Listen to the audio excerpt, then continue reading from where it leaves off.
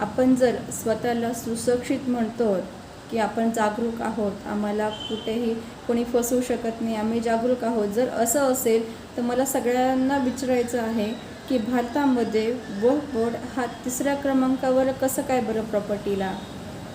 याचा कधी विचार केला आहे का? याच्यावर कोणी आंदोलनं केलीत का की वक्फ बोर्ड 3ऱ्या क्रमांकावर कसं काय आलं? एवढी प्रॉपर्टी त्याच्याकडे कशी काय आली एखाद्या समुदायाकडे?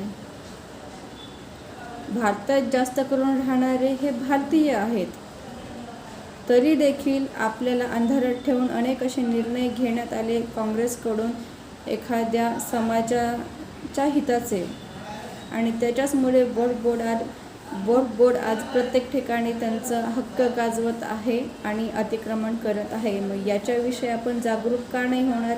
आणि हे कोण करतंय हे सगळं माहीत असून देखील आपण मतदान चुकीचं का करतो?